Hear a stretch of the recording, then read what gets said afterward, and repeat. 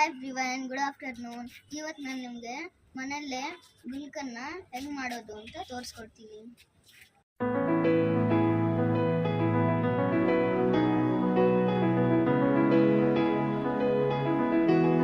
ನಮ್ಮನೇಲಿ pink rose ಬಿಟ್ಟಿದೆ. ನಿಮ್ಮನೇಲೂ pink rose ಇಲ್ಲ ಪನ್ನೀರ್ ರೋಸು ಬಿಟ್ಟಿದ್ರೆ ನೀವು ಗುಲ್ಕನ್ ಮಾಡ್ಬೋದು. ನೋಡಿ, ನಾನು ಕಿತ್ಕೊಳ್ತಾ ಇದ್ದೀನಿ.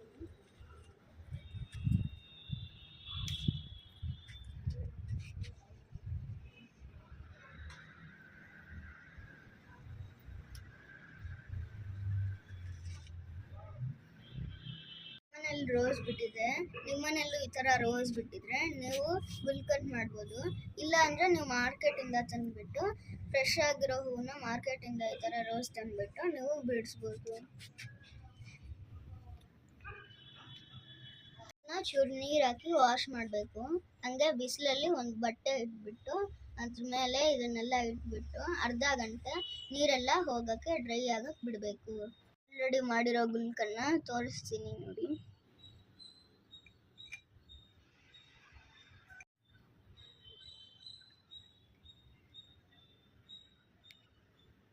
ಗುಲ್ಕನ್ ಮಾಡೋಕ್ಕೆ ಬರೀ ಮೂರು ಸಾಮಾನೇ ಬೇಕಾಗಿರೋದು.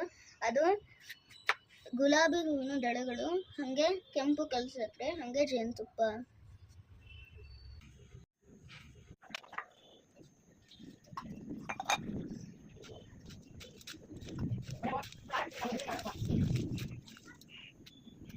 ಆಲ್ರೆಡಿ ಎಲ್ಲ ವಾಶ್ ಮಾಡಿ ಹಂಗೆ ಎಲ್ಲ ಡ್ರೈ ಮಾಡಿ ಇಟ್ಕೊಂಡಿದ್ದೀನಿ. ಇವಾಗ ಇದನ್ನ ಕತ್ತರಿಸ್ಬೇಕು.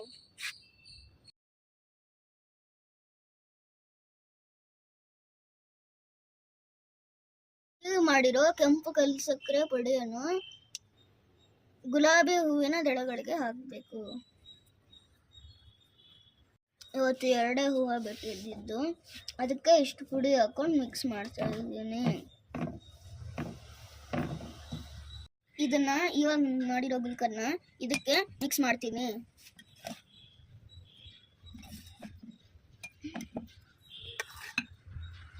ಇದನ್ನ ಮಿಕ್ಸ್ ಮಾಡಾದ್ಮೇಲೆ ತಿರುಗಿಸ್ಕೋಬೇಕು.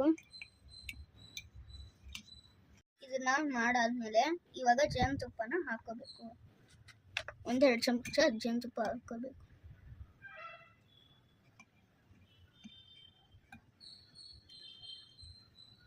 ಈಗ ಚೆನ್ನಾಗಿ ಮಿಕ್ಸ್ ಮಾಡ್ಕೊಳ್ಳಿ.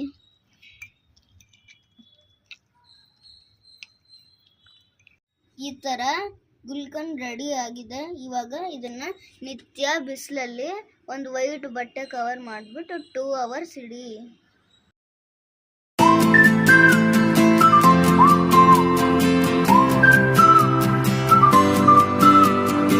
ಒಂದು ವಾರದಲ್ಲಿ ನಿಮಗೆ ತುಂಬಾ ಟೇಸ್ಟಿ ಆಗಿರೋ ಗುಲ್ಕನ್ ರೆಡಿ ಆಗುತ್ತೆ. ಗುಲ್ಕನ್ನು ನಮ್ಮ ದೇಹಕ್ಕೆ ತುಂಬಾ ಒಳ್ಳೆಯದು. ನಮಗೆ ಹೀಟ್ ಕಡಿಮೆ ಮಾಡುತ್ತೆ. ನಿತ್ಯ 1 ಸ್ಪೂನ್ ಗುಲ್ಕನ್ ತಿನ್ನಿ, ಹಾಗೆ ಬಾಯಿ ಹುಣ್ಣೆಲ್ಲ ಕಡಿಮೆ ಮಾಡುತ್ತೆ. ನಾನು ಇದನ್ನ ಚಪಾತಿಗೆ, ಬ್ರೆಡ್ಗೆ ಎಲ್ಲ ಹಾಕೊಂಡು ತಿಂತೀನಿ. ತುಂಬಾ ಟೇಸ್ಟಿ ಆಗಿರುತ್ತೆ. ನೀವು ಗುಲಾಬಿ ಹೂವನ್ನ ತಗೊಂಡು ಬನ್ನಿ, ಮನೇಲಿ ಈ ಥರ ಮಾಡಿ ಟ್ರೈ ಮಾಡಿ ನೋಡಿ. ಚೆನ್ನಾಗಿದ್ರೆ ಟೇಸ್ಟ್ ನೋಡ್ಬಿಟ್ಟು ನನಗೆ ಹೇಳಿ. ನಿಮಗೂ ಈ ವಿಡಿಯೋ ಇಷ್ಟ ಆಯ್ತಾ? ನೀವು ಈ ಥರ ಟ್ರೈ ಮಾಡಿಬಿಟ್ಟು ನನಗೆ ಹೇಳಿ. ಬಾಯ್.